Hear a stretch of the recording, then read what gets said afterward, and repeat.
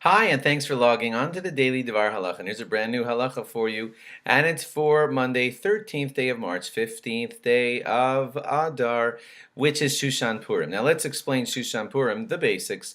For anybody that's listening from Yerushalayim, those people in Yerushalayim are celebrating a full-blown Purim right now if they're hearing this on Shushan Purim, because all walled cities since the time of Yehoshua bin Nun celebrate as the Jews of Shushan did on the 15th of Adar. Their battle took a day longer. It finished on the 14th of Adar, and they got to celebrate on the 15th of Adar. In commemoration of that, all walled cities since the days of Yehoshua bin Nun celebrate Purim on the 15th of Adar, Shushan Purim. We pretty much only do that in Yerushalayim today, and not only in the walled cities, but cities that are called Yerushalayim, or areas that are called Yerushalayim just outside of the walls, also follow the idea of having Purim on the 15th. All people in Yerushalayim know whether their neighborhood is in or out of the 15th or celebrating on Shushan Purim. Rabbis in the area decide which areas are still called annexed to Yerushalayim and part of it, and they can see the city walls or close enough to the city walls, or they're continuous with the city walls, and therefore they celebrate Purim on the 15th. But cities like Tel Aviv, etc., they'll celebrate it on the 14th. So to most people listening, I'm assuming that most people listening are outside of Yerushalayim, and so it's almost a regular day for you. It is called Shushan Purim. It is a little bit festive. We don't say Al Hanisim for all of us people in cities like New York, Los Angeles, Baltimore, etc.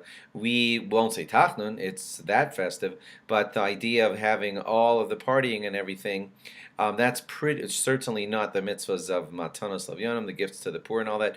That really should be taken care of on the day of the 14th for people outside of Yerushalayim. For people sending their money, on the day of Purim, and their money is being delivered to the Jews of Yerushalayim, you might want to just check that your money. I hope you're not hearing this too late, but if you live outside of Yerushalayim and you want to fulfill the mitzvah of giving to the poor, you should be giving it to someone who will distribute it on the 14th, which is the day of your mitzvah. If you're from Yerushalayim and you want to be doing that mitzvah on Shushan Purim, as you should, so you should be giving your money to someone who's going to distribute it on Purim for you, which is Shushan Purim on the 15th. Hope I didn't confuse anybody there. Basically, I'm saying all those outside of Yerushalayim celebrate everything on the 14th. All those in Yerushalayim and its direct areas celebrate everything on the 15th. Al Hanisim is recited by regular Jews outside of Yerushalayim on the 14th only, and Jews in Yerushalayim and its areas say Al Hanisim on the 15th only.